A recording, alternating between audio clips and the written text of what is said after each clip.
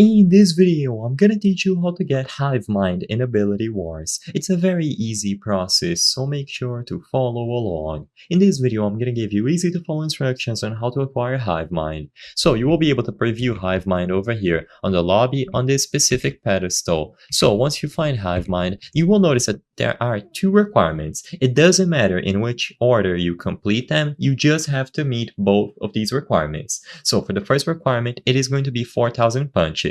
So you can get this before the other requirement or afterwards, it doesn't matter. And then the secondary requirement is going to be the Leader of the Hive badge.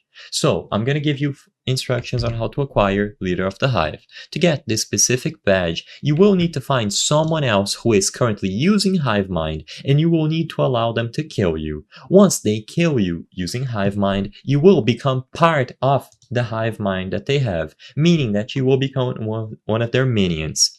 As long as that person that infected you gets 4 other players, meaning that they have 5 minions active simultaneously, then all of you will get the Leader of the Hive badge. And afterwards, you will be able to get 4,000 punches to get Hivemind. It is going to be automatically unlocked once you meet both of these requirements, so the difficulty becomes finding someone who is currently using Hivemind so you can be infected and be one of the 5 or more minions in a Hivemind user's hive.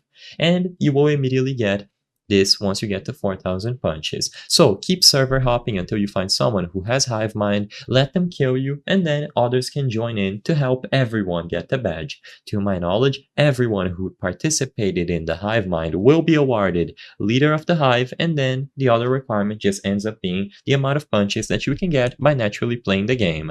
Afterwards, you can go over here, equip Hivemind, and likewise, you will be able to use the passive, the abilities to infect others. I hope I was able to help you on how to get Hivemind in Ability Wars.